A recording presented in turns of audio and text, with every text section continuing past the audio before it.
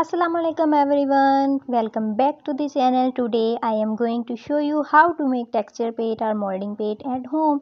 This texture paste can be used for almost any type of mixed media artwork.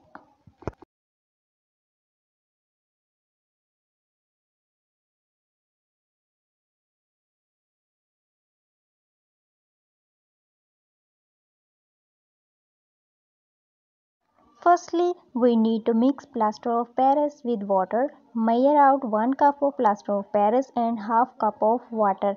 Add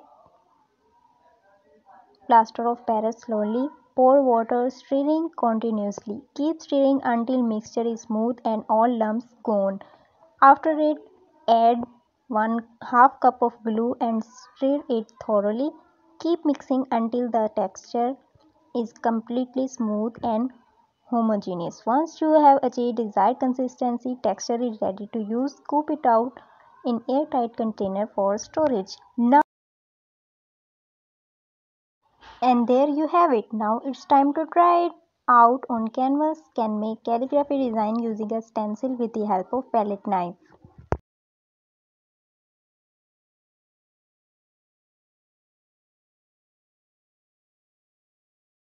Here is some tips about texture paint.